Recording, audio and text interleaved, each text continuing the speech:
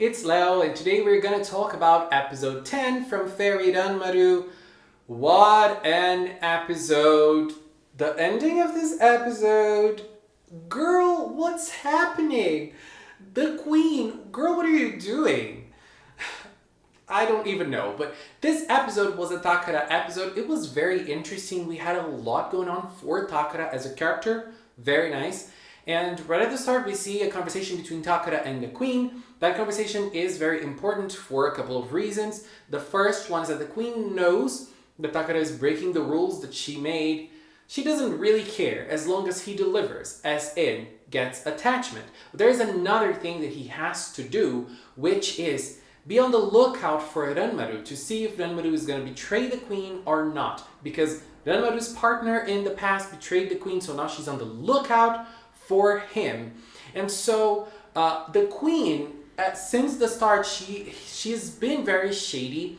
In this episode, we also learned that the queen created the laws after what happened in the past and after the fairy realm started crumbling. So, like, the laws were made to protect her and the fairy realm in her mind, and obviously to keep her in power, probably, I don't know. But I feel like the fact that she is still in power, even with the world crumbling, speaks volumes, as in, like, she's trying to do much. Like, she's worried about the attachment because the attachment is going to make the fairy world get back to its track. But she's also worried, it feels like she's more worried of being betrayed again. So, like, girl, where are your priorities? It doesn't feel like she cares that much about the fairy world, more for her status. It's not something new, but it's interesting to notice. And the queen also states that when Takara's father was killed, it was the start, it was the first thing that happened that started the crumbling of the fairy world. So he was a very important man, and that was like the first step for things to start going wrong and end up with the downfall of the fairy realm. And in this episode, we also see Takara, very young, coming to Earth. So we see him since he was a child, and he's been prostituting himself since he was a child.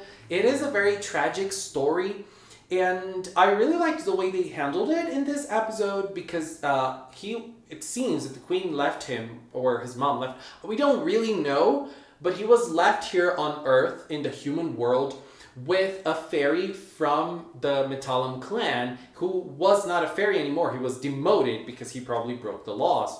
We don't know.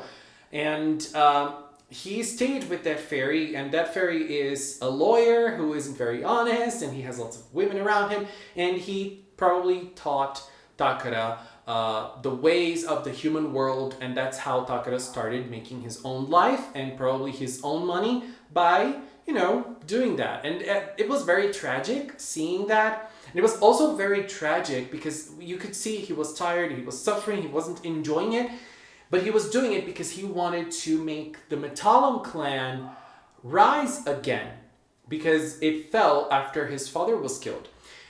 And there's a very interesting point in this episode about this, which is now that Takara is an adult and he spent a lot of time in the human world, it kind of broke him down, and he doesn't really know anymore what he really wants, and he lost track of his goal. So, like, maybe getting the Metalam clan glory back isn't really important to him anymore, because after everything he's been through on Earth, this might not mean much, and it might not give him his happiness back.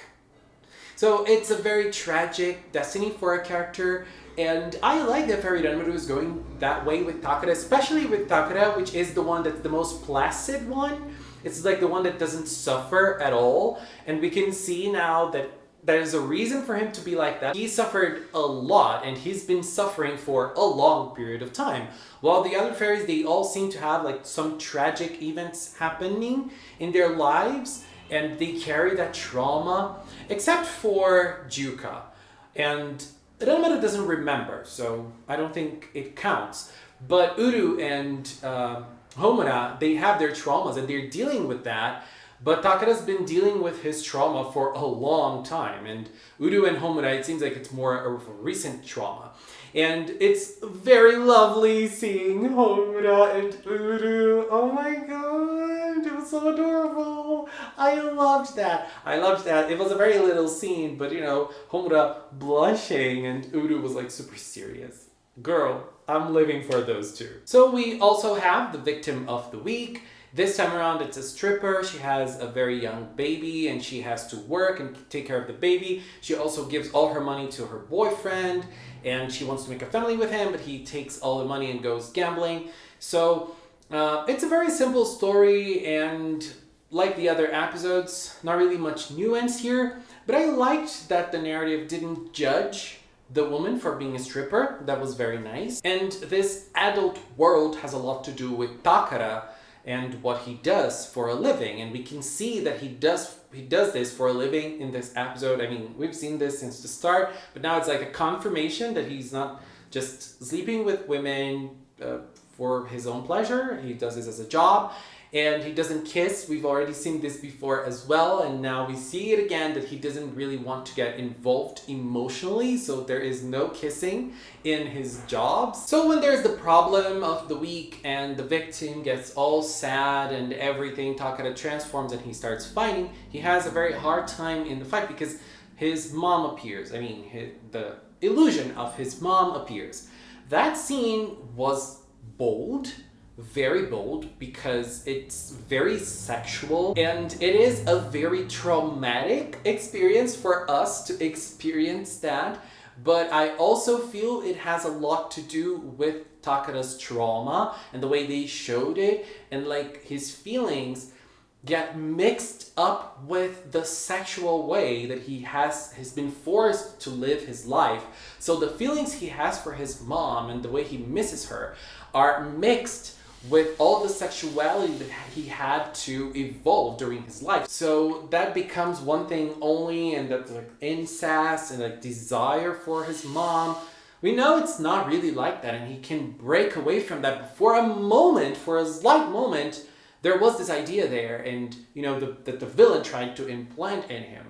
And he broke out from that and he was able to stand on his own. But what was very nice about this fight was seeing all the fairies fighting together. For the first time, we see the 5 fairies participating in this fight. It was super cool. We see the fairies fighting and we see the arbor fairy, Juka, healing. Nice.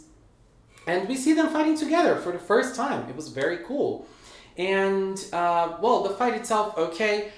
Important thing about this, I think it was, his relationship, not only with his mom, but with things that usually give you pleasure, like smoking or drinking. And obviously also, at the end, Chalka was talking to Ranmaru, and he said that you chose this. You didn't choose me, but you chose this group as a family. I'm on the lookout for you. Girl, things are happening. Important things, I think that there was a little talk between the butler and Takara before the fight, and we saw that the butler is acting on his own. There is a reason that the butler called the 5 fairies, one fairy from each element. So there's a reason for that. We don't know what it is. Takara knows, the butler knows, and he did it without the queen asking him. Like, he is doing this behind the queen's back. What is he planning? I'm so curious. And Sirius talked about this in previous episodes too. He said that when the 5 fairies come together, a tragedy happens. And Ranmaru doesn't know. Ranmaru doesn't remember. So what happened in the past with 5 fairies? What's going on? But I think that the biggest revelation of this episode was the ending scene with that fairy that was demoted talking to Takara and saying that he discovered something about the queen.